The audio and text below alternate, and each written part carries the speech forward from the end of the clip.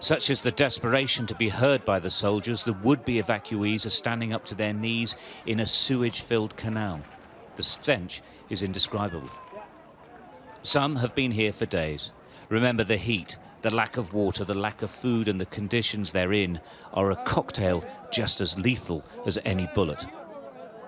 When they can identify people with the right papers to travel, they're pulled from the canal. It's a deep and sheer wall, the soldiers and the strongest stooping down to grab their families, often huge extended families, and out of the water. They emerge dripping wet but relieved. That nightmare is over. It still, however, doesn't mean it's about to get any easier. This is just the point where their right to travel will be considered. They can still be rejected.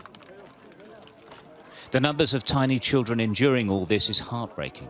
It must be so scary. It's noisy here. There are gunshots and shouting the whole time. What does this little boy think? Sat in his father's arms, protected from the sun by an umbrella, an occasional stroke to comfort him.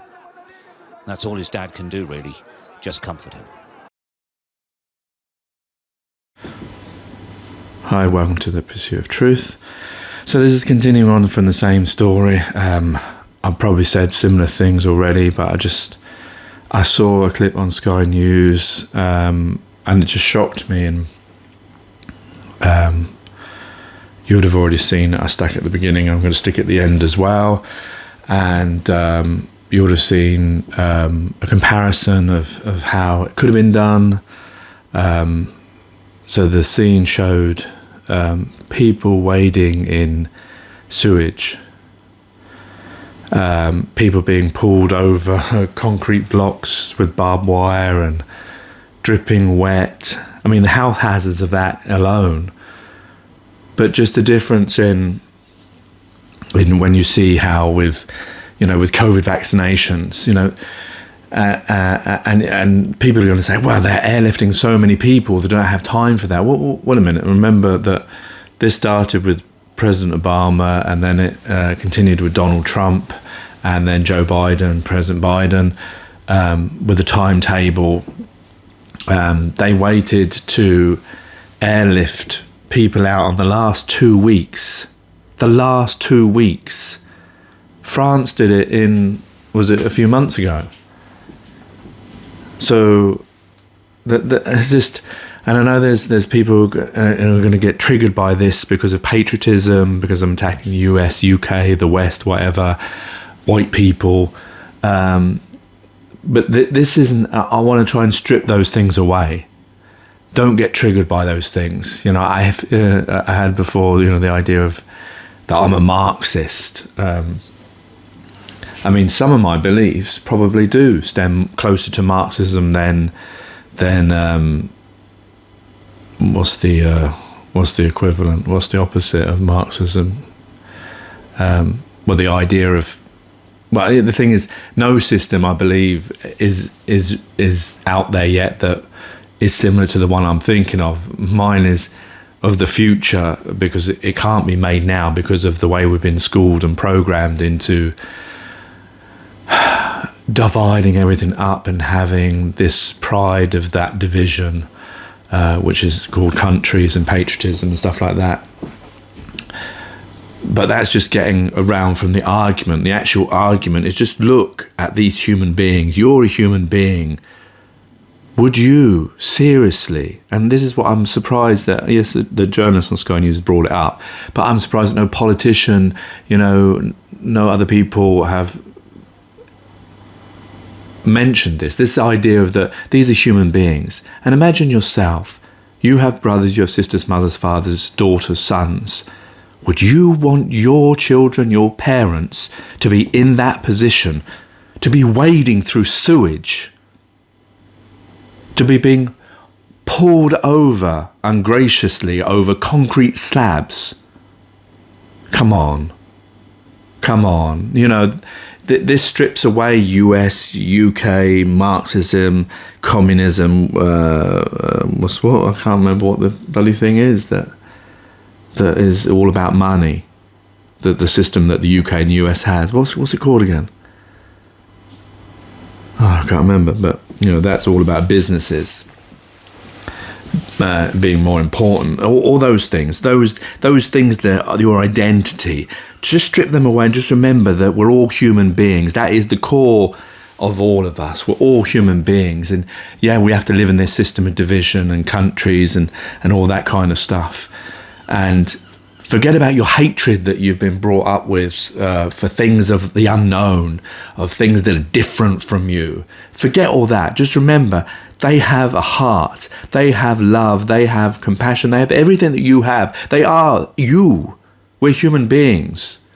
Would you like to see your children, your little children, being pulled up to get medical attention? How many toilets do they have there? Maybe that's why that is that sewage thing. Are they made to just defecate and urinate in the spot that they're standing because there aren't any toilets?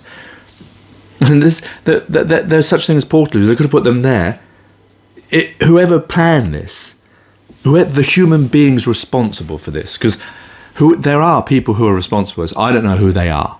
So I'm not labelling it at Biden, I'm not labelling it at Johnson, I'm not labelling it at the soldiers. I don't know who it is. But there are people who organised this, who organised evacuation of 100,000 people in the last 2 weeks.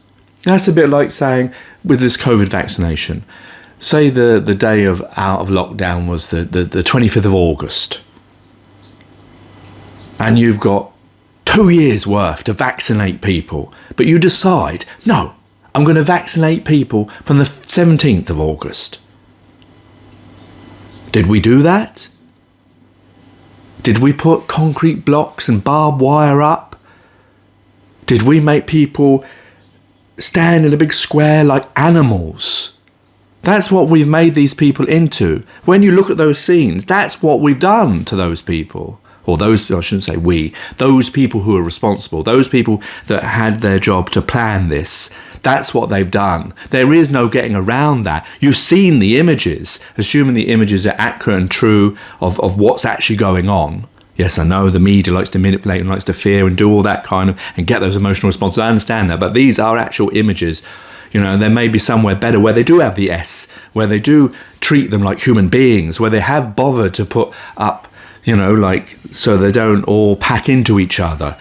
Had portable toilets, maybe some food and water, maybe even planned, rather than doing it in the last 2 weeks, doing it in the last 6 months. Having people fill out pieces of paper, having times and locations to go to, like they did with COVID. COVID had a lot more people. This is 100,000 people, and they've done it in the last 2 weeks in the most disgraceful manner. They treated these people like animals, not human beings. It's fucking disgusting. You wouldn't want your mother, father, child in that kind of situation.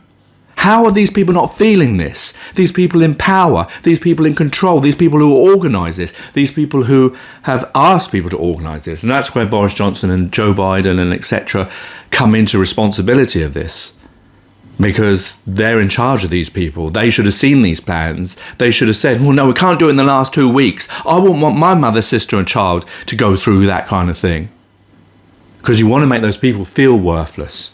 And you want everyone to see it. There is no excuse for this. When you see those pictures, and you're going to see them at the end again. It's just... that's the problem with us all. How we forget that we're all human beings. We're all exactly the same. Yeah, we have different colours, we have different beliefs, different cultures, different identities and etc. Yeah, we're all separate, I understand that. But deep down, the connection that we all have, that's the same for all of us, as we're all human beings. So shouldn't we want to treat each other the same way we would like to be treated? I have children. I couldn't imagine seeing my children have to suffer through that. And maybe not get a place and stay there for days in those kinds of conditions. It's inexcusable what's been done. Take care, take it easy, God bless, and peace. Such is the desperation to be heard by the soldiers, the would-be evacuees are standing up to their knees in a sewage-filled canal. The stench is indescribable. Some have been here for days. Remember the heat, The lack of water, the lack of food and the conditions they're in are a cocktail just as lethal as any bullet. When they can identify people with the right papers to travel, they're pulled from the canal. It's a deep and sheer wall, the soldiers and the strongest stooping down to grab their families, often huge extended families, and out of the water.